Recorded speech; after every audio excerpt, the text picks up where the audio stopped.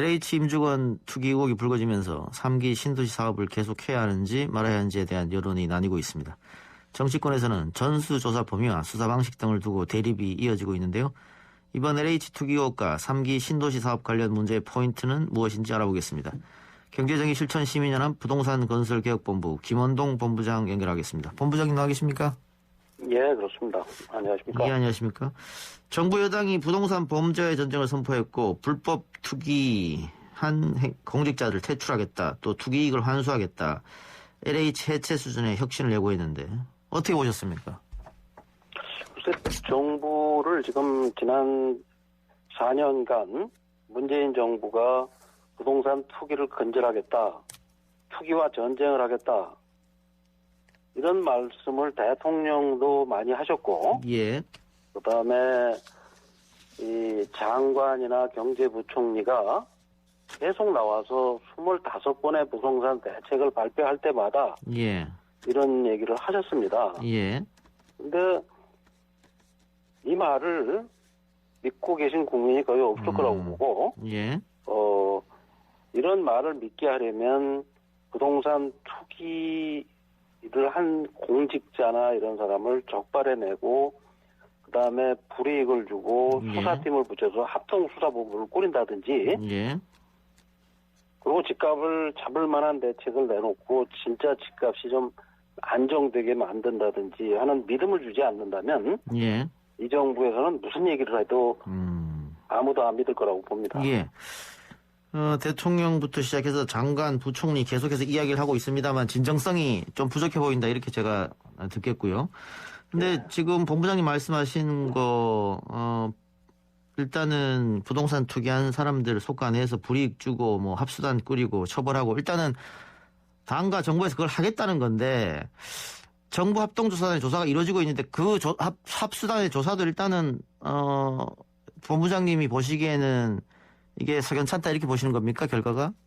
일주일 동안 조사를 해서 예. 지금 시민단체와 민변의 한 10명이 한 2, 3일 조사에도 13명을 적발해냈는데, 예. 정부가 지금 몇 명을 투입했는지 모르지만 총리실, 국토부, 경찰이라 가세해서 조사를 해가지고 총리가 겨우 7명 적발해서 발표를 하지 않았습니까? 예. 그럼 뭐 앞으로 어떤 계획으로 어떻게 수사할 건지도 불분명한데, 이 사건의 본질은 3년 전 3기 신도시가 발표될 때 2018년부터 예. 개발 정보가 유출돼서 이 국회의원에 의해서 유출이 됐고 공기업 직원이 유출을 한 것이 밝혀졌는데 국토부가 나가서 경고 정도를 줬습니다. 예. 2019년에는 고양 원흥지구에 또 똑같은 개발 정보가 유출돼서 투기가 일어나고 있었고, 3년 전부터 부동산 투기가 일어나서 지금 현재 이 3기 신도시의 부동산 거래 건수가 예. 8천 건이 넘는다고 합니다. 예. 이 3기 신도시 예정지는 그린벨트고 논밭이나 임야입니다. 예. 서울에서 아파트 20평짜리 하나를 사도 토지 거래 허가를 받고 자금 출처 조사를 합니다. 그렇지 않습니까? 예. 그런데 경기도에 가서 공기업 직원들이나 이런 사람들이 가차명으로 8천 건이 넘는 논이나 밭을 살려면 우선 금융실명법 위반, 부동산 차명 거래 의혹, 그 다음에 가차명으로 돈을 어떻게 조달했는지 계좌 추적, 이 땅을 이곳에 산 사람들을 전수조사를 해서 찾아내겠다는 의지를 보여야 그걸 믿지. 예, 예. 그리고 이런 수사를 노무현 정부에서나 계속 했던 검찰과 검찰 수사관과 경찰이 검경 합동 수사를 해도 이걸 적발해낼까 말까 의심을 할 텐데, 아예 검찰은 배제하고 이거 뭐 조사만 하고 앉아있으니 거기서 뭐가 나오겠습니까? 예. 말씀하신 대로 시민단체에서 13명 이야기했고, 지금 총리실에서 1차 발표 때 20명이 있으니까 7명만 더 밝혀낸 건데, 예. 지금 뭐 보도를 보면 합수단에서 할때는 100여 명 정도 혐의를 잡고 조사하고 있다는 얘기가 나오고 있고 박영선 서울시장 후보가 토지 3기 신도시 토지 소유자 전수조사 제안했는데 이건 지금 본부장님 말씀한 거랑 비슷한 것 같은데요? 당연히 이걸 해야죠. 3기 신도 무슨 서울시장 후보가 3기 신도시를 제안할 게 아니라 예. 3기 신도시는 전부 경기도에 있는 겁니다. 예. 경기도지사가 이거를 나서서 예. 하고 정부가 나서야지 지금 3기 신도시라는 걸 사실은 할 필요가 저희는 없다고 생각합니다. 지금 계획된 왜냐하면, 3기 신도시 자체를 취소해야 된다. 그렇죠. 예. 3기 신도시 없이 2기 신도시 했던 노무현 정부와 그 이후에 이명박 박근혜 정부 9년 동안은 신도시를 안 만들고도 서울 집값을 안정시켰거든요. 예. 근데 이 정부는 서울 집값을 잔뜩 끌어올려놓고 2018년부터 3기 신도시를 건설하면 집값이 서울이 안정된다고 하지만 서울 집값은 더 뛰고 있고 또 작년 8월 4일 날 127만 원을 경기도에다 짓겠다고 하고 금년에는 60만 원을 짓는다고 해서 200만 원 가까운 주택을 수도권에다 지면 수도권에 200조가 넘는 돈이 쏟아져 부어져가지고 균형 발전이 되는 게 아니라 더 어마어마한 투기가 일어날 것이고 예. 신도시라는 걸 하나 만들면 보통 200년, 300년, 500년을 앞을 보고 신도시를 만들어야 되는데 지금 이 정부가 만든다는 신도시는 경기도 그린벨트에다가 아파트 좀 만드는 거 아닙니까? 예. 이런 잘못된 정책을 정부가 추진하고 있고 하니까 이 내용을 알고 공기업 직원들이 이런 일을 벌렸다고 저는 판단합니다. 예, 그 취소시켜야 된다. 예.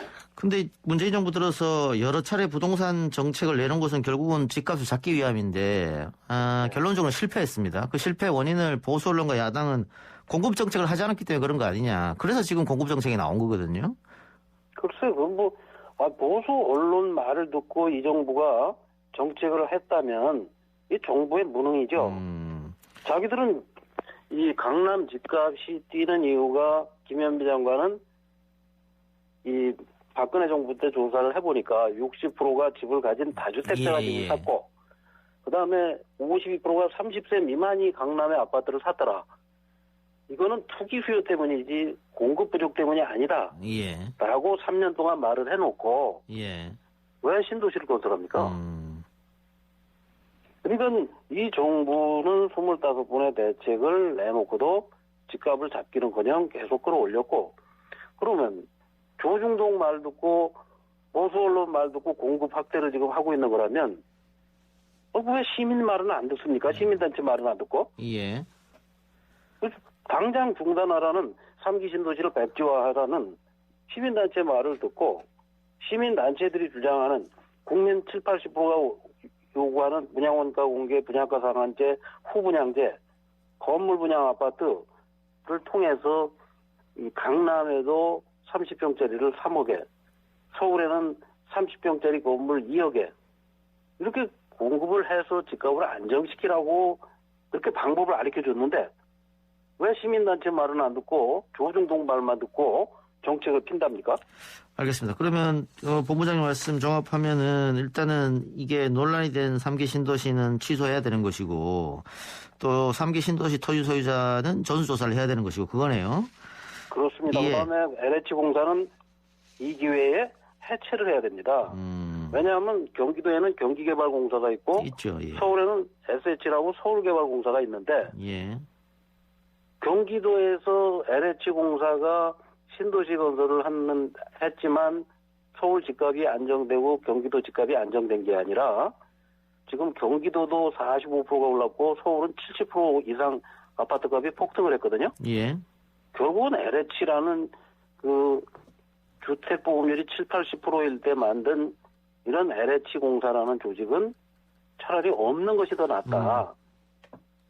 그래서 LH공사는 해체하고 3기 신도시는 취소하고 국토부도 필요한가를 검토하고 여러 가지 총체적인 재검토가 필요한 때라고 봅니다. 알겠습니다.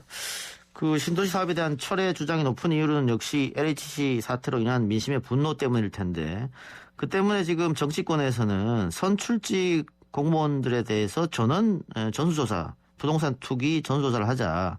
이게 여당에서 주장하는 겁니다. 그래서 국회의원은 물론이고. 잘못된 거죠. 예. 이 3기 신도시나 수도권의 그 부동산 투기한 사람을 가차명 상관없이 최근 3년, 5년을 다 전수조사를 하게 되면 예. 자금 흐름을 추적하면 자동으로 정치인들도 다 연루된 게 나오지 않겠습니까? 예. 지금 조사를 안 해도 여당 의원 6명이 부동산 투기 의혹을 받고 있고 이 전수조사를 하면 그냥 다 나오는데 예. 그럼 왜 해당 없는 사람까지 왜 의원만 콕 찍어서 합니까? 예. 아니 그런데 꼭 뭐 3기 신도시 지역만 부동산 투기하는 건 아니지 않습니까? 뭐 강남 지역이 할 수도 있고 하는 거니까. 그건 마찬가지죠. 3기 신도시뿐 아니라 이 정부 예. 들어와서 그 그린벨트나 농지를 사들인 사람들은 예. 농지 사용 영농계획서라든지 뭘 냈고 그다음에 공직자가 불필요하게 논밭 임야를 샀다면 예. 지금 3기 신도시 예정지는 다 논밭 임야고 그린벨트 아닙니까? 예. 그런데 땅을 산 사람들은 그 전수조사를 하다 보면 예. 자동으로 그 누가 그 국회의원이든 청와대든 공직자든 공기업 직원이든 또 민간인도 마찬가지입니다. 부동산 실명법이나 금융실명법 위반, 농지법 위반 여러 가지 혐의가 있으면 적발해서 처벌을 해야죠. 예. 비단 공직자뿐이 아니라 예. 정치인도 말할 것도 없이 성역 없이 수사를 해야죠. 예. 그러면 기본은 그냥 3기 신도시 토지 소유자 전수조사하고 거기에다가 지금 민주당에서 이야기하는 선출직 공직자 전환에 대한 전수조사 이거 같이 하면 되겠네요. 그건 그냥 기본으로 예. 이름만 대제국은 나올 거 아니겠습니까? 예. 본인 명의로 했으면. 예. 근데 가차병으로 했으면 모르죠. 그 친인척이나 다른 사람 이름으로 했으면 그걸 조사해봐도 모를 거 아닙니까? 예. 그리고 그거는 요즘은 전산화가 다 돼 있기 때문에 주민등록번호만 때려치면 그 다 나옵니다. 예. 예. 그 사람이 알겠습니다. 가진 부동산이. 예. 그러니까 얼마든지 마음만 먹으면 하루도 안 걸릴 일을 그걸 뭘 정치적으로 해보자고 할 필요가 뭐 있어요. 그냥 자체적으로 해서 정부가 국회의원 전원 300명 이름으로 수도권에 논밭 임야를 최근 3년 안에 산 게 있는지 제가 보기에는 예. 3분 안에 나옵니다. 3분 안에. 3분 안에 가능하다. 알겠습니다. 그럼요. 검색하면. 예. 자, 근데 지금 뭐 부동산 이야기를 하고 있습니다만은 지금 보궐선거를 앞두고 있는데 보궐선거 후보자들의 공약을 보면 다 또 개발 공약입니다. 다 어떻게 하겠다. 그렇습니다. 예. 그럼 이건 뭐 이렇게 하면 또 부동산이 휘청거릴 수 있을 텐데 경실련에서 공약 검증단을 발족시켰다고 해요. 4.7 재보궐선거를 앞두고 어떤 활동을 할 예정이십니까? 그래서 우선 일단 각 정당의 후보가 확정되면 후보들이 내놓은 공약을 꼼꼼하게 저희가 점검을 해서 발표를 할 것이고 예. 지금 또 그렇게만 해가지고는 안 되고 각 정당의 경실련 정책을 제안을 하고 예. 협약을 맺기 위해서 각 정당의 경실련 정책을 제안해 놓은 상태입니다. 그래서 경실련은 여론조사 결과 시민 80% 이상이 지지하는 시민이 바라는 정책 그런 것들이 시정에 반영될 수 있도록 최선을 다하려고 합니다. 알겠습니다. 끝으로 이 부동산 관련 투기 문제, 특히 공직자들 이 막기 위한 조치는 어떤 게 필요할까요? 일단 공직자 임명권을 가진 대통령께서 장관도 지금 절반이 다주택자였고 청와대 참모도 37%가 다주택자로 드러나지 않았습니까? 예. 부동산이 많은 사람은 일단 공직에 임명 자체를 하지 말고 예. 그다음에 부동산 임대업을 할 사람들이 가서 부동산 정치를 하니까 부동산 투기를 조장하는 입법을 할 거 아니겠습니까? 예. 그다음에 공직에 들어갈 사람은 좀 깨끗하고 정의롭게 살아온 사람 예. 그리고 공직에 들어가서도 이런 그 부동산 투기나 부패 행위를 하는 사람들은 즉각 잡아낼 수 있는 시스템을 만들고 예.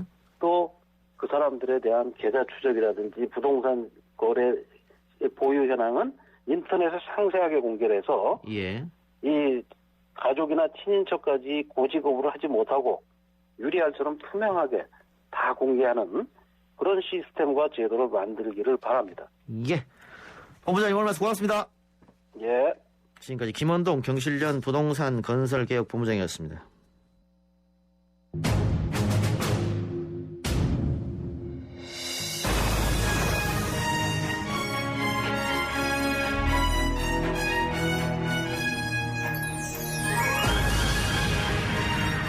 YTN 라디오 이동영의 뉴스 정면승부 2부 시작하겠습니다. 뉴스 정면승부에서만 만나볼 수 있는 고퀄리티 정치 토크 시간이죠. 여의도 정면승부. 오늘부터 격주 월요일마다 여의도 정면승부와 함께할 두 분 모십니다. 더불어민주당 윤관석 의원 그리고 국민의힘 윤영석 의원 나왔습니다. 어서 오십시오. 안녕하십니까, 윤영석입니다. 네, 우리 윤관석 의원님도 인사해 주시죠. 지금 예 헤드폰 안 끼고 계셔가지고 인사해 주세요, 우리 청취자분들한테. 예, 안녕하세요. 예. 더불어민주당 윤관석 의원입니다. 반갑습니다. 예, 두 분 앞으로 격주에 이렇게 토론에 임할 텐데 앞으로 잘 부탁드리고요. 자, 먼저 이야기할 것은 당연히 LH 사태에 관한 일입니다. 오늘 문재인 대통령이 수보회의에서 부동산 적폐청산을 임기 핵심 국정 과제로 삼아서 강력히 추진하겠다 이렇게 밝혔습니다만 민심의 분노는 아직 덜 끓고 있는 것 같습니다. 선거 앞두고 민주당으로서는 굉장히 답답한 상황이 아닐지요, 윤 의원님? 예, 그렇습니다. 오늘 문재인 대통령께서 청와대 회의에서 이번에 부동산 투기 의혹 사태에 대해서는 부동산 적폐로 규정을 하고 가장 중요한 민생 대책이다. 이 문재인 정부에서 부동산 안정화에 전력을 다했습니다만은 이렇게 투기 의혹까지 나오신 것에 대해서 보다 근본적인 해결책을 세우겠다 이렇게 발언을 한 바가 있습니다. 다만 국민의 민생과 직결된 문제인 만큼 너무 정쟁의 도구로 하기보다는 함께 힘을 모아달라는 취지의 발언도 했습니다.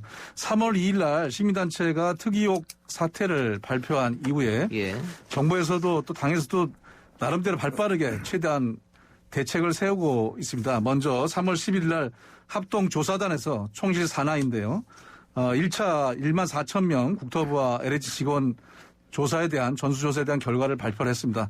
물론 아직 미흡합니다. 따라서 추가로 더욱 확대해서 차명거래라든지 배우자, 직계, 좀비소까지 포함한 철저한 수사 진행과 투기 환수, 재발 방지를 위한 법제도 개선, LH에 대한 개혁안들을 준비하면서 부동산 시장에서 자행되는 각종 불법, 불공정 행위를 엄단하는 문제를 포함해서 합동수사본부를 구성해서 지속적으로 철저하게 조사, 수사하고 필요하면 강력히 처벌하겠다 이런 의지를 밝힌 바가 있습니다. 또 변창욱 국토부 장관은 책임을 지고 이미 사의 표명을 했습니다. 당에서도 관련한 각종 대책 입법, 소위 LH 5법을 발의를 준비하고 있고 또 준비를 했습니다. 아울러서 각 국회의원 전체에 전수조사, 부동산 전수를 하자고 제안한 바가 있습니다. 알겠습니다. 지금 윤 의원님 말씀처럼 대통령, 국무총리, 부총리 또 당 원내대표 다 강력하게 대처하겠다라고 했습니다만 야당에서는 그렇게 하는 것은 말만 그런 거 아니야? 의지가 없는 거 아니야? 그렇게 생각하는 것 같아요. 네, 지금 부동산값 그리고 아파트나 이 땅값의 이 폭등이 너무 심각하죠. 그러다 보니까 지금 국민들 간에 이제 땅을 가진 사람, 또 땅을 가지지 못한 사람, 또 아파트를 가진 사람과 가지지 못한 이 그런 무주택자 간의 이 자산 격차가 그야말로 사상 최악입니다. 그렇기 때문에 이제 많은 국민들이 지금 이제 굉장히 분노하고 있고 또 상대적 박탈감을 느끼고 있는 그런 상황인데 지금 이런 공직자들이 업무상 취득한 그런 정보를 악용해서 이 부동산 투기를 한다는 것은 이건 정말 있을 수 없는 일이에요. 과거 정권에서 이와 유사한 사례를 찾아보기 어려울 정도로 지금 정말 최악의 그런 범죄가 지금 발생하고 있는 상황인데요. 이런 것은 철저하게 지금 밝혀서 그야말로 엄중하게 이 처벌을 해야 됩니다. 지금 이러한 상황과 관련해서 민주당 국회의원 6명이 부동산 투기를 했다는 것이 지금 언론에 보도가 되고 또한 청와대에 근무했던 농림부 차관의 배우자가 이러한 부동산 투기에 가담을 했다는 것도 지금 나오고 있고 그다음에 더 심각한 것은 이제 가덕도 신공항 주변에 오거돈 전 부산시장이 약 한 10만 평 정도의 부동산을 취득했다는 것이 지금 밝혀지고 있습니다. 이렇게 공직자들과 권력자들이 이러한 부동산 투기를 하고 내부 정보를 이용해서 이렇게 한다는 것은 정말 국민들께 이거는 정말 큰 죄를 짓는 것이에요. 그런데 지금 정부에서는 검찰 수사를 못하게 지금 발목을 잡고 있습니다. 그래서 우리 당에서는 이러한 것을 하루빨리 검찰 수사를 해서 지금 밝혀야 된다는 것을 왜냐하면 증거가 인멸되면 이걸 나중에 밝힐 수가 없지 않습니까? 그래서 또한 국회의원들도 다 전수조사를 해야 됩니다. 국회의원들 본인은 물론이고 친인척들. 그래서 오늘 우리 국민의힘에서는 국회의원 전원이 지금 본인은 물론이고 친인척에 대한 전수조사에 지금 찬성을 하고 동의서를 만들었습니다. 아, 그래요? 그 주호영 원내대표가. 아닙니다. 예. 오늘 전부 다 동의를 했습니다. 그렇습니까? 네네. 예. 그래서 저희가 지금 민주당에서는 4월 7일 보궐선거에 영향을 미칠까봐 지금 이러한 조사와 수사를 굉장히 미정되고 있는데 하루빨리 지금 검찰 수사에 착수를 해야 돼요. 알겠습니다. 그래서 이러한 부분 예. 제가 강조하고 제도적으로 이러한 부동산 투기를 건절하기 위한 그런 예. 조치가 필요합니다. 그거 제가 네. 차근차근 제가 여쭤볼게요. 네네. 국회의원 전수조사 문제는 그러면 이제 여야가 거의 뭐 합의가 됐다. 저희들은 국회의원 본인뿐만 아니고 예. 국회의원의 친인척들까지 알겠습니다. 다 조사를 해야 됩니다. 자, 이건 어렵지 않게 했을 것 같고요. 네. 지금 야권에서 이야기한 여당이 검찰 수사를 못하게 막고 있다. 여기에 대해서는 여당이 할 말이 있을 것 같은데요. 예, 먼저 윤영수 의원님의 그 국회의원 전수조사 얘기에 대해서는 환영하는 바입니다. 예. 저희 김태년 원내대표가 이미 제안을 했고 예. 김종인 대표가 받았는데 주호영 원내대표가 여당부터 먼저 해라 이렇게 해서 니들부터 먼저 해라 이래서 사실은 거부한 거로 봤는데 예. 아니요, 이렇게, 거부하지 않았습니다. 예. 예, 동의했다면은 그 국회의원 즉각적으로 전원이 갈 수 있고요. 본인뿐만 아니고 내일 당장 친인척까지. 양당의 네. 원내대표가 만나서 이거에 대해서 세부적인 일정을 예. 짜면 된다고 생각합니다. 두 번째 수사 주체와 관련해서는 아까도 말씀드렸지만은 처음에 조사, 그다음 위법 사실 나오면 수사, 경찰, 그다음 검찰, 특검 다 했습니다. 저희가 제안했던 것은 현재 국수본에서 검경 수사권 조정에 의해서 경찰에서 국가수사본부에서 770명이 경찰 그리고 검찰에서도 부동산 전문 검사 파견을 받았고요. 그리고 국세청과 금융위에서 함께 참여해서 대대적인 현재 수사를 진행을 하고 있는 상황입니다. 또한 아울러서 오늘 대검에서는 부동산 투기사범 수사 협력단을 설치를 했다고 발표를 했습니다. 이 3기 신도시 지자체 관련 각 검찰청의 책임 부장검사들이 나와서 회의를 해갖고 대검 산하의 부동산 투기사범 수사협력단 설치하기로 했기 때문에 여기가 20여 명으로 구성되어 있습니다. 예. 함께 협력 수사를 하면 가능합니다. 그래서 무슨 검찰 수사를 막았다 이런 것은 아니고요. 또 하나는 저희가 이미 일찌감치 특검을 제안했습니다. 특검은 박영순 후보가 제안했고 원내대표가 받아서 지금 야당한테 제안하고 있는데 야당에서는 시간 끌기다 해서 받지 않고 있습니다. 특검이야말로 모든 수사기관을 다 동원할 수 있는 가장 강력한 수사 주체라고 생각을 합니다. 이런 부분들에 대해서도 답을 주시길 바라겠습니다. 예. 자, 네, 제가 잠깐 좀 예, 말씀하세요. 네네. 예. 이러한 부동산 투기에 대한 그런 수사는 초동 대처가 매우 중요합니다. 이러한 수사 개시 초기에 관련 증거를 다 확보를 해야 되거든요. 그래서 압수수색을 다 해야 되는데 지금 이러한 현재 경찰의 그러한 초동 수사 대처가 매우 지금 미흡하고요. 모든 지금 증거가 다 인멸될 수 있는 그런 위기에 처해 있습니다. 그렇기 때문에 저희가 이제 검찰 수사를 해야 된다는 것은 강조했습니다. 지금 770명의 경찰의 수사본부가 설치되어 있지만은 검사는 딱 한 명입니다. 사실상 검찰을 완전히 배제를 한 거예요. 그리고 자꾸 이제 민주당에서 특검을 주장하시는데 특검은 이 구성하는 데만 한 달이 걸립니다. 한 달. 한 달 후에 수사를 하자는 거예요. 그리고 결국은 4월 7일 보궐선거, 서울시장, 부산시장 이 보궐선거가 다 끝난 뒤에 하자는 것인데 지금 민주당 국회의원이 6명이 지금 연루되어 있고 또 민주당 출신의 그런 지방의원들, 단체장들, 공직자들 수많은 사람들이 지금 연루가 있는 상황이기 때문에 이거를 한 달 후에 수사를 본격적으로 개시하자는 것은 그야말로 이건 수사를 하지 말자는 거나 마찬가지고요. 이 모든 것을 증거를 다 없애고 뭉개자는 것이기 때문에 저희는 결코 받아들일 수 없고 특검을 찬성하지만 특검이 구성되기 전까지 한 달 동안에 하루빨리 검찰이 수사를 해서 개시를 하고 압수수색도 하고 그다음에 특검이 구성되면은 검찰에서 수사한 것을 전부 다 특검에 인수인계를 시키면 되거든요. 그래서 한 달 동안 이렇게 수사를 미적미적 되지 말고 하루빨리 저희가 수사를 하자는 겁니다. 특검 같은 경우에는 시간 끌기용 아니냐 이런 주장 같아요. 예. 근데 오늘 이미 경찰이 시흥시 의회, 광명시청, 부산도시공사 등등을 동시자발적으로 압수수색을 시작을 했습니다. 그래서 미적되거나 은폐하려는 것은 전혀 아니라고 이미 언론에서도 보도되고 있고요. 그래서 현재 국수본에 구성되어 있는 합동수사단을 통해서 아주 적극적이고 확실한 수사가 진행되고 있는 것으로 알고 있습니다. 여기 부동산 전문 검사 나와 있는 거고요.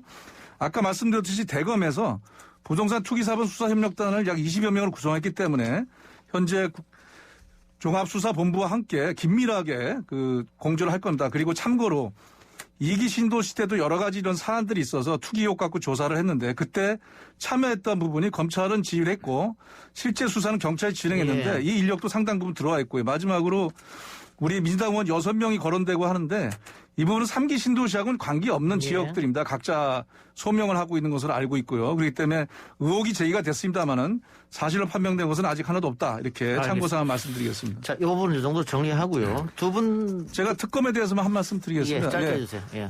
과거에 정치적 사안으로 인한 특검에 대해서 협상하다 보면 시간이 길어지니까 한 달 이내에 뭐 구성할 수 있는 그런 이내에 기일이 지정되어 있는 것인데 이렇게 민생 사안이고 전 국민적인 또 분노와 또 관심이 있는 사안이기 때문에 금방 저는 빠른 시기에 합의해서 진행할 수 있고 또 증거나 이런 것이 인멸되거나 소멸되는 것이 아니라 지금 국수본과 함께 또 대검의 부패수사 협력단과 함께 진행하면 특검이 조속히 구성돼서 차질 없이 진행할 수 있다 이렇게 생각을 해서 다시 한번 우리 국민의힘 쪽에서 특검에 대해서도 전향적 자세 입장을 바꿔줄 것을 촉구합니다. 아니, 근데 그 정부 여당이 함께 합수를 구성했지 않습니까? 합수단을. 네네. 근데 특검 이야기를 하면 합수단을 못 믿겠다는 뜻이 여권 내에서 스스로 자기 부적이 될 수도 있잖아요. 아니 그렇지 않습니다. 검찰 수사만이 만능인 것처럼 자꾸 얘기를 하니까 이미 예. 검찰이 참여하고 있는데 그런 것에 대해서 오해가 있을까 봐 제일 강력한 수사기구인 특검에 대한 것까지도 제안했다 이렇게 알겠습니다. 설명드리겠습니다. 예.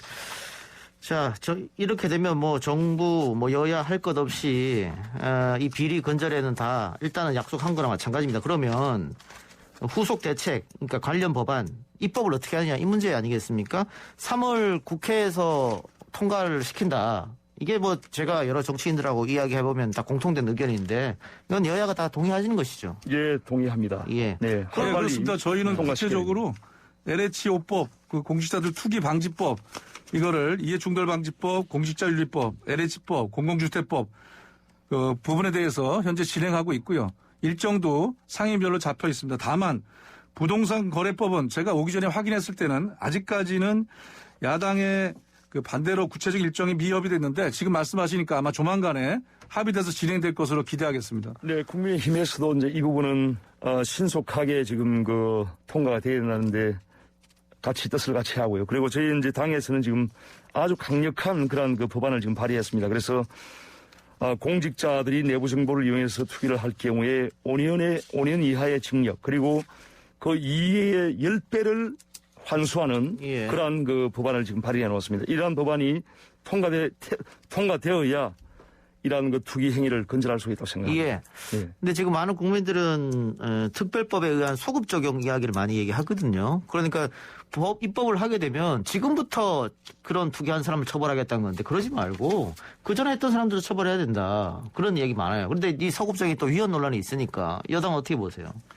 예, 입법에 대해서는 또 여러 가지 헌법과 관계가 있기 때문에 일단 현재 제기되어 있는 LH 부동산 투기 방지, 공직자 관련한 이해충돌 방지 등 5법을 신속하게 국회에서 입법 처리를 하고 수사를 진행하면서 결과 나왔을 때 과연 기존에 부동산 투기 행위를 했던 공직자라든지 문제가 있는 부분은 어떻게 할 것인지를 함께 논의해 나가도록 하겠습니다. 지금 현재 문제가 되고 있는 이러한 그 LH의 그 신도시 조성 지역에 대한 그런 투기 이런 부분은 저는 일부 소급 입법을 적용하더라도 예. 이러한 그 투기자들에 대해서 발본색을 해야 된다고 저는 생각합니다. 그래서 저는 일부 그 소급 적용에 대해서는 찬성합니다. 예. 그 여권은 좀 이 소급 적용에 대해서 그 김태년 원내대표도 그렇고 위원은 많이 좀 신경 쓰는 것 같아요. 예, 저희도 뭐 기본 취지에 대해서는 예. 기존에 그 불법적인 수단으로 투기 행위로 이득을 취한 부분에 대해서는 당연히 강력히 처벌하고 또 필요하면 이제 소급이라는 것이 결국 이제 그 불법 이익을 갖다 환수한다는 행위까지 포함되는 것이기 때문에요. 그런 취지는 동의하고 법적으로 어떻게 적용해서 가능할지에 대해서는 지금 같이 검토하고 있습니다. 예, 알겠습니다. 자, 우리 유정석 의원이 나오셨으니까 이 이야기를 안 할 수가 없는 것 같은데 문 대통령이 SNS에 내놓은 메시지 때문에 조금 언론도 시끄럽고 시끄러웠습니다. 대통령이 그 좀처럼 쓰지 않는 그런 화법이었는데 뭐 화가 많이 나는 게 아니냐, 또 정무적으로 판단을 잘못한 게 아니냐 이런 얘기도 있었고, 또 윤영석 의원이 거기에 대해서 또 많은 좀 비판 좀 하신 것 같더라고요. 네, 사실 이제 대통령의 그런 그 페이스북 글을 보고 저도 사실 깜짝 놀랐어요. 이 과연 대통령께서 쓴 글이 맞는가? 사실 대통령의 그 말과 글은 국민을 대상으로 하는 겁니다. 그렇지 않습니까? 예. 특정인을 대상으로 하는 건 아니잖아요. 수많은 국민들이 보고 있고, 이 페이스북에 대해서 댓글이 뭐 한 2만 개가 달렸다는데 수많은 국민들이 주목하는 그런 글인데, 지금 공식적인 페이스북 계정에다가 비속어로 좀스럽다 이런 표현을 쓰는 것은 정말 일반 국민의 눈높이보다 수준이 낮은 그런 표현입니다. 그래서 이 대통령의 글이라고 저는 도저히 믿기지가 않아요. 그래서 만약 그게 사실이라면 대통령께서 국격을 스스로 떨어뜨린 그런 행위라고 저는 생각을 합니다. 매우 부적절하다. 그래서 지금이라도 좀 수정을 하실 수 있으면 수정을 하는 것이 맞다고 생각을 합니다. 예. 네. 예, 이 사저 문제에 관해서는 임기 내내 사실은 그 야당에서 계속적으로 공격을 했습니다만은 사실을 밝혀진 게 하나도 없습니다. 근데 예. 또 4.7 선거에 영향을 주기 위해서인지 또 이 문제가 제기가 됐어요. 저는 이렇게 생각합니다. 오죽했으면 그렇게 표현했을까? 얼마나 업초근이 없었으면 그렇게 나왔을까? 이런 것도 좀 봐야 됩니다. 상식적으로 말이 안 되는 이미 사실관계가 아니라는 것이 판명된 내용을 계속해서 반복해서 억지적으로 공격을 예. 하니까 거기에 대해서 자제해달라는 그런 인간적인 호소라고 생각을 하고요. 과거에 노무현 대통령 때 사저를 또 아방궁이라고 예. 뭐 지방에 있는 곳을 공격했지만 예. 수많은 사람들이 거기를 이미 갔다 왔습니다만은 예. 그렇게 생각한 사람이 아무도 없고 그때 동의했던 사람조차도 우리가 정말 잘못 생각했다 예, 했는데 예. 이게 사저 문제죠. 그렇다고 생각합니다. 그래서 예. 농지법 위반 의혹이라든가 뭐 대지 전용 의혹 문제라든지 처남의 뭐 그 불법 부당 이득이라든지 이런 것들에 대해서는 이미 다 해명이 됐고 예. 또 사실 이렇게 불법이 있었으면 여지껏 가만히 있었겠습니까? 예. 야당이나 다른 단체에서 또 이미 고발을 했거나 여러 가지 했을 텐데 다 클리어하게 해명된 부분을 선거에 영향을 미치려는 것인지 또는 이번에 LH권 때 함께 올려 태우려는 것인지 하는 알겠습니다. 지나친 공격에 대해서 사실 판단을 좀 요청하는 그런 호소라고 보시면 될 것 예. 같습니다. 자, 그럼 제가 윤영석 의원한테 이것만 여쭤볼게요. 지금 윤관석 의원 얘기처럼 노무현 대통령 시절에 아방궁 논란이 있었기 때문에 문재인 대통령이 더 화가 났을 수도 있다. 그러면 윤영석 의원 애초에 의혹 제기한 이유 그걸 좀 제가 좀 들어보겠습니다. 아니, 의혹을 제기한 것이 아니고요. 예. 저희는 팩트에 근거해서 사실을 말한 것입니다. 예. 그러니까 무슨 말씀인가 하면은 대통령께서 농지를 한 600평을 취득을 해가지고 예. 이걸 집을 지을 수 있는데 대지로 형질 변경을 한 겁니다. 예. 그 팩트지 않습니까? 예. 그런데 그걸 하면서 이제 원래 농지를 취득을 하는 것은 농사를 짓는 사람만 취득을 할 수 있다는 것이 헌법 제121조의 경자유전의 원칙입니다. 예. 농지법에도 그러한 원칙이 명시가 되어 있어요. 예. 농지는 농사를 짓는 사람만이 취득을 할 수 있다. 이렇게 명시가 되어 있습니다. 왜냐하면 우리나라 농지가 지금 급속하게 잠식이 되고 있고 우리나라의 지금 식량 자급률이 전 세계 최하위 수준입니다. 30% 미만입니다. 그렇기 때문에 농지를 보존해야 되는데 대통령께서 이제 이 농지를 600평을 취득을 해서 집을 짓기 위해서 농업 경영 계획서를 이제 제출했습니다. 예. 그 속에 보면은 11년간 대통령을 하던 시절에도 농사를 지었다는 게 있고요. 예. 그다음 농사를 지었다고 하는 그 위치에 가보니까 아스팔트 도로입니다. 그래서 이러한 부분이 저희가 맞지 않다는 걸 지적했는데 거기에 대해서 전혀 해명을 하지 않고 있어요. 그러한 내역에 대해서. 그리고 농업 경영 계획서라는 것은 농사를 지을 사람이 농사를 앞으로 어떻게 짓겠다는 것을 계획서를 내고 농지를 취득했습니다. 그런데 농사를 제대로 짓지 않고 이것을 집을 짓는 땅으로 바꿔버렸단 말이에요. 이러한 것은 농지법을 편법적으로 악용한 것이 아닌가. 저희가 그것을 지적하는 것이고 대통령 말씀은 불법만 아니면 모든 것이 가능하다는 식으로 말씀하시는데 그거는 저는 아니라고 생각합니다. 대통령이기 때문에 법의 그러한 근본 취지를 지켜야 되고 또 헌법의 경자유전 원칙도 지켜야 됩니다. 왜 하필이면 대통령께서 농지를 이렇게 사가지고 사저를 짓느냐 말입니다. 예. 저는 그거는 예. 바람직하지 않다. 그래서 이런 야당에서 제기한 그런 여러 가지 어떤 지적에 대해서 비판에 대해서 좀 겸허하게 좀 수용을 예. 해주시고 정말 사실에 근거해서 알겠습니다.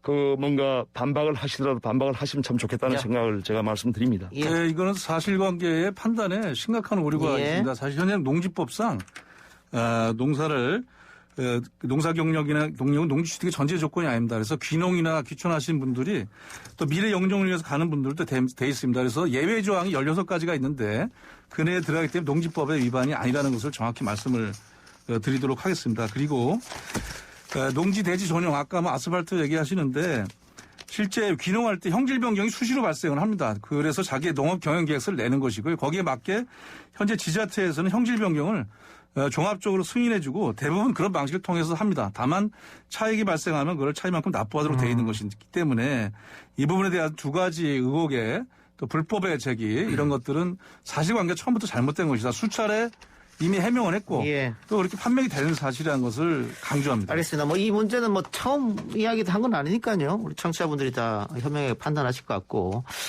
시간이 좀 얼마 안 남아서 선거 이야기를 좀 해보겠습니다. 박영선 후보가 이제 장관직을 그만두고 서울시장 나온다고 할 때 그때 분위기가 무섭게 이제 야당 후보를 쫓아가는 그래서 곧 역전도 가능할 기세였는데 지금은 오히려 그 차이가 많이 벌어졌거든요. 역시 뭐 LH 문제가 가장 크다고 보십니까? 예, 그 박영선 후보가 그 단일화에 성공한 이후에 상승세를 타고 있었는데 아무래도 이제 LH 문제가 부동산 문제 전체에 예민한 서울 시민들에게 영향을 좀 준 것 같습니다. 그래서 최근의 조사는 좀 어려운 국면으로 이렇게 수치가 나오고 있습니다. 그러나 우리 후보는 누구보다도 먼저 그 서울의 주거 불평등 문제 해결을 위해서 아주 획기적인 그 도시 정책들을 많이 준비하고 발표를 하고 있습니다. 또한 부동산 투기의 의혹에 대해서 가장 어떤 후보보다도 적극적으로 이 문제를 제기해서 특검도 제일 먼저 제안을 했고 예. 또 어제는 3기 신도시 전체에 대해서 관련한 부분에 대한 전수조사도 제안하고 있습니다. 그래서 부동산 투기 의혹 불법 세력에 대해서는 확실하게 차단하고 또 본인이 서울시를 만약에 맡게 된다면 이 부분만은 가장 공정하고 투명하게 하겠다라는 의지를 밝히고 있기 때문에 서울 시민들이 그 정책의 중요성과 또 실질성들을 잘 판단해줘서 조만간에 이 국면이 지나면 다시 상승 국면이 올 수 있다 이렇게 생각을 하고 있습니다. 또 예, 부동산 도시정책에 대해서 힘있게 집행하려면 아무래도 여당 후보의 강점도 갖고 있고 또 여성 후보로서의 섬세함도 갖고 있기 때문에 조직력과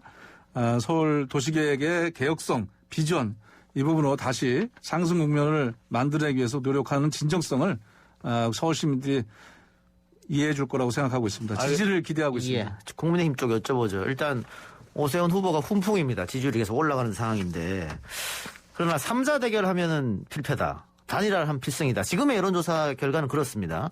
근데 지금 벌써 15일이란 말이에요. 19일 날 단일화 목표를 하고 있지 않습니까? 그러면 내일이나 모레는 뭔가 결판이 나야 되는데 아직도 지금 스무스하게 안 되고 있어요. 어떻게 될 것 같습니까?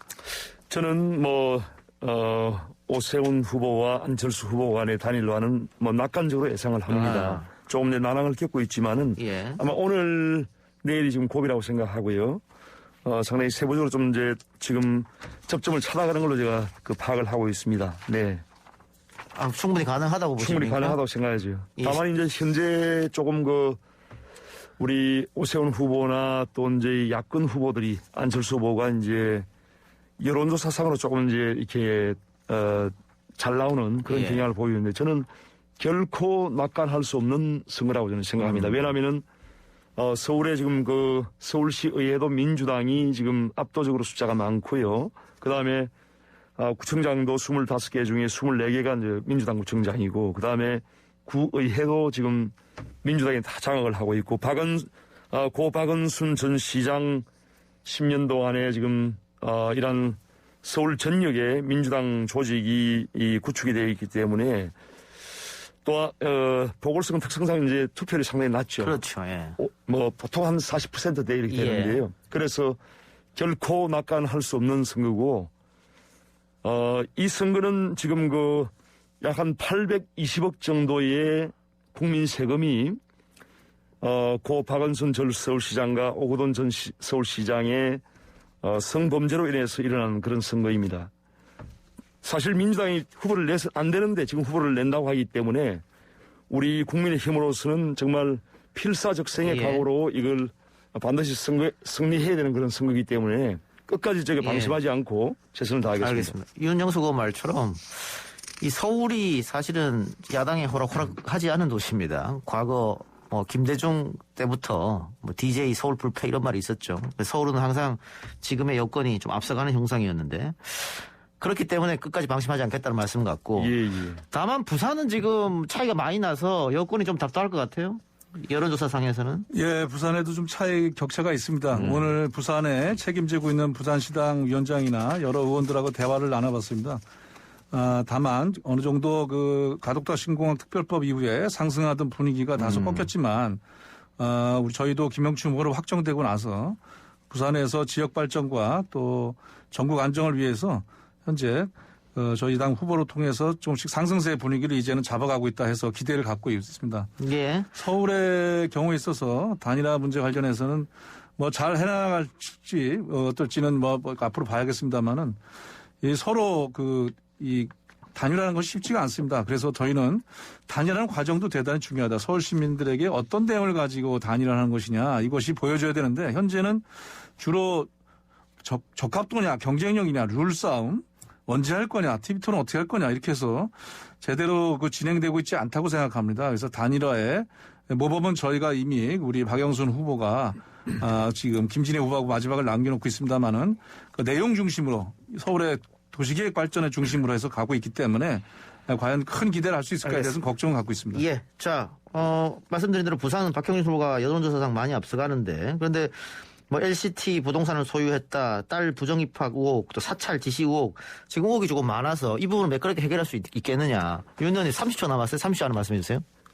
팩트가 전혀 맞지 않는 그런 그 네거티브죠. 이건 예. 이제 의혹 제기가 아니고 완전 네거티브죠. 그러니까 예. 선거에 이제 부산시장 선거에 자신이 없다 보니까 오로지 네거티브를 해서 상대방을 거꾸로 때리는 그런 업무라고 생각하고요. 전혀 사실 무근입니다. 그런 내용들이. 예, 사실 무근이다. 예, 네. 선거 앞서 네거티브 하는 것이다. 자, 어쨌든 부산 시민들이 현명하게 판단을 하겠죠. 결과는 좀 지켜보도록 하고요. 두 분은 이제 2주 뒤에 만나니까 그때쯤 되면 어느 정도 윤곽이 나오지 않을까 싶습니다. 선거에 대해서는. 그때 뵙겠습니다. 오늘 말씀 두 분 고맙습니다. 예, 감사합니다. 네, 감사합니다. 수고하셨습니다. 지금까지 민주당 윤관석 의원, 국민의힘 윤영석 의원이었습니다. 글쎄 안 들려 들을 수 없어 아무 뉴스도 귀에 들어오지 않아 듣고 또 들어도 들을 수 없어 맞는 게 2%야 이동영의 뉴스 정면 승부.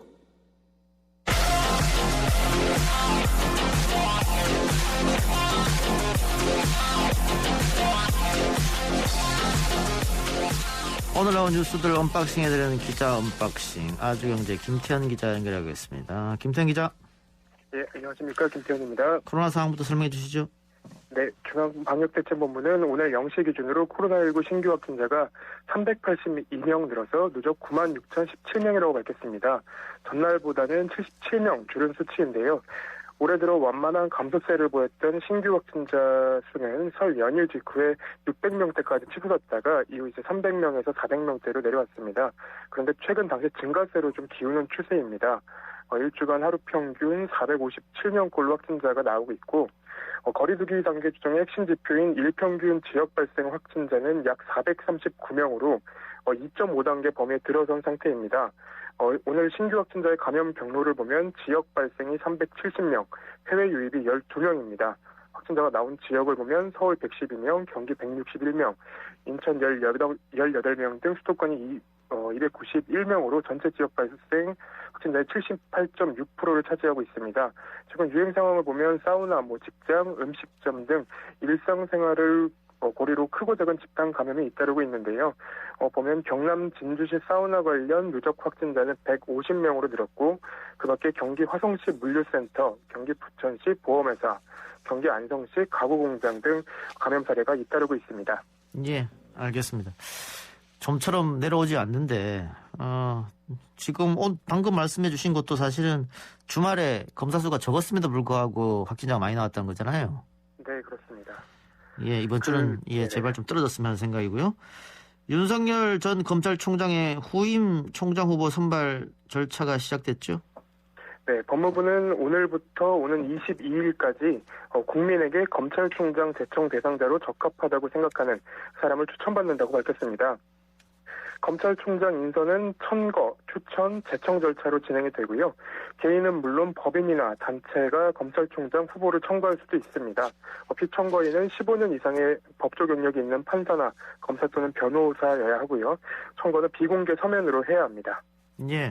일반인도 청구할 수 있단 말이죠? 네, 그렇습니다. 예. 일반인 개인도 가능하다는 얘기입니다. 개인도 추천할 수 있다. 네. 자, 그 다음에는 어떻게 되는 겁니까? 선거 기간이 끝나면 법무부 장관은 검찰총장 제청 대상자로 적합하다고 생각하는 사람을 검찰총장 후보 추천위원회의 심사 대상자로 제시합니다. 법무부 장관은 이제 청거되지 않은 사람도 추천위 심사 대상자로 제시할 수 있는데요. 예. 추천위원회 첫 회의는 이달 말이나 4월 초에 열릴 전망입니다. 청거 기간이 끝난 뒤에 청거받은 후보들에 대한 검증 작업을 마쳐야 하기 때문이고요. 추천위원회는 심사 대상자 중 적격 여부를 판단해서 3명 이상의 후보자를 법무부 장관에게 추천하게 됩니다. 이때 추천위원회는 추천자 후보자 명단을 공개를 하고요. 법무부 장관은 추천위원회의 뜻을 존중해서 대통령에게 후보자를 제청합니다. 그러면 대통령의 후보자 지명과 인사청문회 일정을 고려하면 새 총장은 이르면 4월 말 취임할 것으로 예상이 됩니다. 4월 말이요? 예, 시간 네. 아주 좀 있네요. 네, 그렇습니다. 알겠습니다. 대검찰청이 LH 투기 수사를 지원하기 위해서 검찰 내 수사 협력단을 설치한다면서요? 네, 대검은 경찰 중심으로 본격화한 LH 투기 수사와 관련해 수사 협력을 위한 컨트롤 타워가 필요하다는 입장입니다. 그래서 부동산 투기 사범 수사 협력단을 설치하기로 했습니다. 수사협력단은 이종근 형사부장을 단장으로 대검 과장 3명 그리고 검찰 연구관 3명 등 20명으로 꾸려지고요. 협력단은 일선 검찰청의 전담 수사팀 그리고 검사 지정, 검찰청과 시도 경찰청 간 한 라인 등 협력 체계를 구축합니다. 수사 중 환수해야 하는 재산이 확인되면 재판에 넘기기 전이라도 재산 보전 조치를 하는 등 범죄 수익 환수 절차도 지원을 합니다. 그 공직자가 내부 정보를 이용해서 개발 예정 부지를 매입하면 부표재산 몰수법 등에 따라 토지 환수 보전 조치가 가능합니다. 협력단은 경찰이 검찰로 넘긴 사건 중에서도 검찰이 직접 수사할 수 있는 부패, 경제, 공직자, 선거 방위 사업 대형 참사 등 6대 중요 범죄와 관련된 사안은 검사가 직접 수사하도록 지휘하는 역할도 맡기로 했습니다. 예. 어쨌든 보수 언론과 야권에서 검찰 패싱 아니냐 이런 얘기가 많이 나왔는데 대검찰청은 수사협력단을 설치해서 경찰과 함께 공조하겠다 이런 얘기 같고요. 정부가 LH 직원 등의 부동산 투기 관련한 제보를 접수하는 경찰 신고센터를 운영하네요. 네, 정부합동특별수사본부는 한국토지주택공사 LH 직원 등의 부동산 투기와 관련한 제보를 접수하는 경찰 신고센터를 운영한다고 오늘 밝혔습니다. 특수본은 총경급을 센터장으로 총 5명의 전문 상담 경찰관이 업무를 맡도록 담당했고요. 그리고 투기 의혹이 구체적이면 경찰청 국가수사본부가 직접 수사하거나 시도경찰청에 사건을 배당합니다. 주요 신고 대상은 공무원 또는 공공기관 직원의 내부 정보 부정 이용행위, 그리고 부동산 투기행위, 부동산 시장 교란행위 등입니다. 예, 전화번호 신고 전화번호 좀 가르쳐 주세요. 네, 신고 전화번호는 02-3150-0025입니다. 신고센터 운영 시간은 평일 오전 9시부터 오후 9시까지, 토요일은 오전 9시부터 오후 6시까지 운영됩니다. 예, 하나만 더 살펴보죠. 특수본이 부동산 투기 의혹 수사 관련해서 전방위 압수수색에 들어갔습니다. 네, 특수본 등에 따르면은 경기 남부경찰청, 경기 북부경찰청, 부산경찰청 등 오전부터 부동산 투기 의혹 수사 대상에 있는 피의자 등을 상대로 동시에 압수수색에 착수했습니다. 경기 남부청 부동산 투기 수사범 특별수사대는 포렌식 요원 등 수사관 24명을 투입해서 오늘 오전 10시부터 더불어민주당 소속 시흥시의 A의원과 광명시 6급 공무원 B씨의 자택과 사무실 등 5곳을 압수수색한 것으로 알려졌고요. 그리고 경기 북부청 부동산 투기사범 특별수사대 역시 오늘 오전 10시부터 포렌식 요원 등 수사관 14명을 동원해서 포천시청 간부, 공무원 A씨의 주거지와 포천시청에 대한 압수수색 영장을 집행했습니다. 또 부산청 강력범죄수사대에서도 오늘 오전 9시 30분부터 진구 부전동 소재 부산도시공사에 대한 압수수색을 진행한 것으로 알려졌습니다. 알겠습니다. 김태형 기자 오늘 말씀 고맙습니다. 네, 감사합니다. 지금까지 아주경제 김태형 기자였습니다.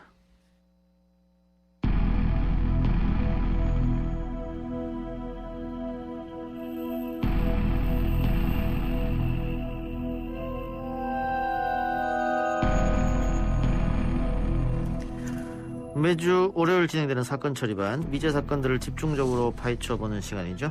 뉴스 정면승부의 사건 처리반장 배상훈 프로파일러 나왔습니다. 어서 오십시오. 안녕하세요. 자, 오늘 미제 사건 하기 전에 구미 3세 여아 사건 한번 살펴보죠. 이게 뭐 굉장히 미스테리한 사건이 돼버렸습니다. 예. 가족 관계가 상당히 복잡하다. 일단 설명 좀 부탁드리겠습니다. 예, 일단은 그 죽은 채 발견된 3세 여아가 있고요. 이 여아를 기준으로 해서 어머니가 있고 그 외할머니 있는데요.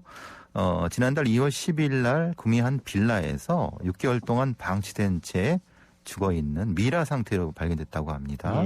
근데 그걸 발견한 사람은 그 외할머니였고요. 그 건물에 살고 있는.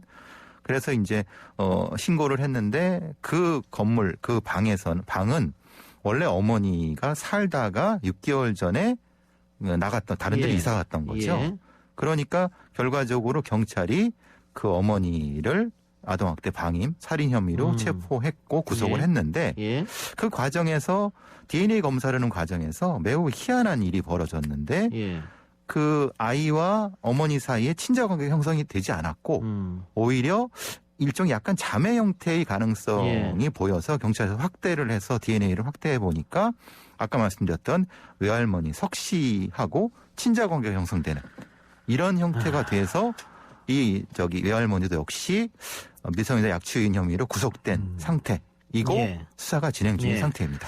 그러니까 3세 여가 사망했고 결국은 어머니 책임이 아니냐 해서 DNA 검사를 했더니 어머니가 아니고 실제는 자매 사이였고 그렇죠. 외할머니가 실제로는 엄마였다 이건데 그러면 그 원래 그 어머니로 보였던 그 사람의 자녀도 있단 말이에요? 그렇죠. 그럼 그 자녀가 지금 어디인지 알 수 없는 겁니까? 바꿔치겠다 이렇게 말이 되던데. 지금은 이제 아이가 둘이 되는 거죠. 지금 이 상태로 보면은 왜냐하면 외할머니 석 씨가 낳은 아이는 지금 미라 상태로 발견돼서 죽음 상태로 있었던 거고 그리고 이 딸 김 씨가 낳은 아이는 병원 낳은 기록이 있는데 지금은 사라져버린 형태가 되는 거죠. 찾을 수가 없는 상황이니까 지금. 그렇죠. 그 얘기를 지금 석 씨한테 물어봤는데 본인은 낳은 적이 없다. 그러니까 나는 출산한 적이 없고 그 아이가 내 딸의 아이다라고 계속 부인하고 있는 상태인 거죠. 근데 이게 뭐 사람은 거짓말해도 과학은 거짓말하지 않지 않습니까? DNA가 모녀 관계로 나왔는데 본인이 이렇게 지금 아니라고 부인하면 뭐 끝나는 것도 아니고 뭐 DNA 감정이 잘못될 수도 있나요 혹시? 그래서 이제 국과수에서 4번이나 반복해서 했다고 하는데 혹시라도 이제 뭐 전달 과정에서 문제가 있을까라고 생각했지만은 사실 미라로 발견된 아이가 있고 그 석 씨의 DNA를 비교하는 건 그게 어려운 부분이 아니기 때문에 그것은 오류 가능성은 아주 적다고 거의 없다고 봐야 되겠죠. 그러면은 이 석 씨가 아이를 낳았을 때 뭐 혼자 낳진 않았을 거 아니겠습니까? 병원을 갔다던가 무슨 아니면 뭐 산파가 있었다던가 그건 확인할 수 없나요? 그래서 지금 제보를 받고 있습니다. 경찰에서. 왜냐하면 당시에 이 아이를 낳았을 때가 45살 정도였으니까 상당히 노산이죠. 그러면은 혼자 사실 해산한다는 게 불가능하고 누군가 도와줬을 것인데 문제는 흔적이 전혀 없다는 겁니다. 그 당시에 대략적으로 2018년도 3월쯤이라고 추정이 되는데 여러 지인들이나 이런 사람들 다 확인해봐도 전혀 흔적이 안 나타나서 그거 가지고 이제 경찰에서 이게 좀 미스터리한 부분이 아니냐라고 얘기하고 있는 거죠. 그럼 자 사망한 아이의 지금 언니, 처음에는 엄마로 불렸던 그분은 이야기하고 있지 않아요? 이 사건에 대해서? 그분은 지금 그 아이가 자기 진짜 아이로 지금까지도 믿고 있다. 되게 황당하다. 이런 식으로 진술하고 있다고 합니다. 아니, 본인 어쨌든 출산을 했는데, 그러면 엄마 몰래 이렇게 아이가 바꿔치기 됐을 가능성도 있을 수 있겠네요. 왜냐하면 그 가능성 경찰에서 많이 보고 있는 것은 이 김 씨가 해산을 하고 그 상태에서 요양하러 이제 친정 엄마죠. 석 씨 집에 와서 있었다고 합니다. 그때 바꿨을 가능성도 있다. 그래서 그 가능성을 가장 높게 보고 있는데 문제는 이 상황에 대해서 김 씨도 전혀 이해를 못하니까 모른다고 하고 석 씨도 전혀 아니라고 하는 상태인데 DNA는 그 아이가 석 씨와 친자 관계인 것 정도는 팩트인 겁니다. 그러면 아이 아빠는 누구냐? 지금 석 씨의 남편이 있을 거 아니에요. 현재 남편이 있습니다. 근데 또 DNA는 그 남편이 아버지가 아니라면서요. 그 남편도 아니고 주변에 있는 사람도 관련돼 있을 사람을 추정해 봤는데 그 사람들도 아니고. 일단 그 석 씨가 거짓말을 계속하면 그건 알 수가 없는 상황인데 남편이 같이 살고 있는 아내가 임신을 하고 배가 불러오고 출산까지 했는데 몰랐다. 그것도 좀 납득이 안 가는데요.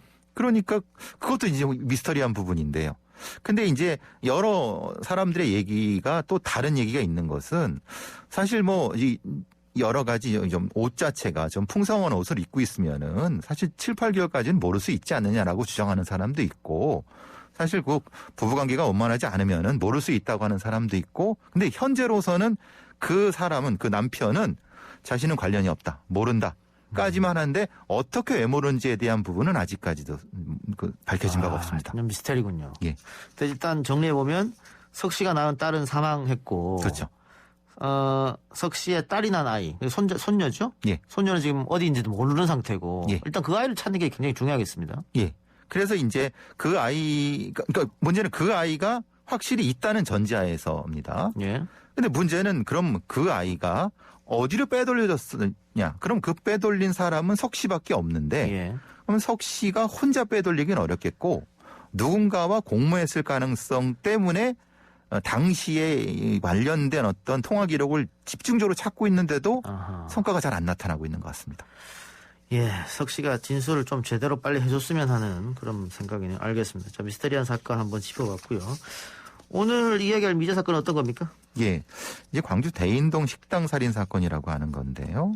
2008년도 10월 20일 날 발생한 사건입니다. 광주 동구 대인동에서 발생했는데 그 식당을 운영하는 남성분이 잔혹하게 살해된 채로 발견됐고 근데 이 발견하게 된 것은 그 부인이 같이 있지 않았고 부인은 서울에 이제 일보러 간 상태에서 그 여관 그 건물이 여관 건물이었나 봅니다. 여관 위에 있는 사람한테 그 남편을 확인해 달라고 하는 과정에서 문을 열고 들어가자 그 가게에 상당히 많이 피를 흘린 상태로 쓰러져. 그러니까 둔기를 여러 번 망치로 가격당한 이런 상태로 쓰러져 있는 거를 발견해서 낸 사건입니다. 예. 그러니까 아내는 외출을 한 상태고 남편 혼자 있었는데 전화를 안 받아서 그 옆집 사람한테 좀 가봐달라 했더니 둔기에 맞아서 피를 흘리며 쓰러져 있고 사망했다 이 말씀인데. 예. 그러면 일단은 강절도를 한번 생각해 볼 수 있겠네요. 만일 그 없어진 물건이 있다면 없어진 물건이 있었습니까? 근데 이게 참 황당한 상황이 뭐냐면 이분이 차고 있던 금반지와 금시계줄 당시 시가가 360만 원이니까 적지 않은 거죠. 근데 그거는 없어졌는데 문제는 식당이라고 하면 계산대가 있지 않겠습니까? 근데 현금은 없어지지도 않았고 그 시신에 있던 바지에 있던 현금도 없어지지 않았다고 합니다. 그러니까 눈에 보이는 금반지와 금시계줄만 가지고 갔는데 사실이 거꾸로 아니겠습니까? 현금은 가져가도 이 작물을 가져가겠느냐. 그래서 이 자체가 이상하다 이런 생각에서 단순 강도일까? 이런 생각을 해본 만한 사건이죠. 수사에 혼동을 주기 위해서 그럴 수도 있겠다. 예. 강절도로 꾸미기 위해서. 원래는 원한 관계인데. 그럴 수도 있는 거죠. 예. 그러면 우리 보통 이렇게 폐물 같은 거, 이렇게 금반지 같은 걸 갖고 하면 어디에 팔 거 아닙니까? 그 소위 말하는 작물인데 그거 역추적해서 많이 잡잖아요. 근데 이제 이게 참 금 같은 경우는 그렇게 팔지 않죠. 녹여 팔죠. 그러니까 금 같은 경우를 그렇게 추적하는 것은 사실은 쉽지 않겠네요. 불가능하죠. 이게 금반지하고 금시계줄이니까 그렇죠. 그것만 따로 녹여 파니까 이게 역추적하기도 그렇게 쉽지 않은 상황이었었는데 근데 저항의 흔적이 없었는데 살해 방법이 많이 지나쳤다라고 지금 이야기가 나오는데 그렇다면은 원한이 있었을 수도 있겠다. 예. 그러니까 만약 강도라고 하면은 제압할 정도만 공격을 했을 텐데 예. 한 8차례 상당히 장돌이 같은 걸로 했는데 그렇게 저항이 없을 수가 있느냐. 그래 그것도 누워있는 상태에서 공격했다고 하면은 거기까지 들어오고 그걸 몰랐겠느냐. 이런 상황 때문에 이게 단순 강도나 이런 것보다는 상당히 면식이 있는 사람이 들어와서 무슨 얘기를 하다가 공격했을 가능성. 이것이 높지 않을까라는 얘기를 하고 있습니다. 동기가 망치였는 걸 어떻게 알았습니까? 근데 이것도 사실 좀 황당한 것은 예. 첫 장면에서는 못 찾았습니다. 예. 그런데 이제 그 과학수사대가 이 감식을 하는 과정에서 이 방과 방 사이에 마루가 있는데 마루 밑에서 발견했습니다. 근데 그게 혈흔이 있는 상태가 아니라 이 범인이 이걸 깨끗이 닦아서 그러니까 물로 닦아서 봤더니 이 혈흔은 없는데 루미놀로 말하는 거기에 이제 흔적이 남아있는 상태였죠. 혈흔 흔적은 있었고. 예. 근데 좀 이상하지 않습니까? 아니 자기가 범행을 했으면은 갖고 가든가. 아니면 어디 그냥 툭 던져뒀든가. 버리던가. 근데 그거를 물로 씻어갖고 다시 거기에다 이렇게 숨겨놨다는 거예요. 근데 숨겨놓는 것도 뭐 좀 안 발견되게 숨겨낸 것이 아니라 금방 찾을 만한 곳에. 근데 거기에 공구함이 있었다고 합니다. 예. 그러니까 공구함에 다시 놓은 거예요. 근데 이게 말이 되느냐? 왜냐하면 밤에 공격을 하고 그랬다고 하면 그 자리를 아는 사람이야 가능하지 않겠느냐라고 하는 추정이 가능한 거죠. 그러면 이 망치를 범인이 들고 온 게 아니고 그렇죠. 그 집에 있는 공구함에서 꺼냈다. 예, 맞습니다. 그런데 그 공구함이 어디 있는지 처음 간 사람이 어떻게 알겠느냐? 전혀 모르죠. 그러면 면식범에 의할 수도 있겠다. 그렇죠. 왜냐하면 그 공구함이라는 데가 있는 데가 방과 방 사이에 마루가 있지 않습니까? 그 밑에 있는 데라서 예. 알 수가 없죠, 사람. 보통의 거 그냥 강도라고 하면. 예. 그러니까 그 가게에 들어왔던 사람이거나 아니면 뭔가 있는 거기를 아는 사람이어야 된다. 그러면 후두부를 8번 가게에 큰 걸 보니까 면식범. 그럼 면식범 혹은 원한 예, 이렇게 예. 간 거죠. 예.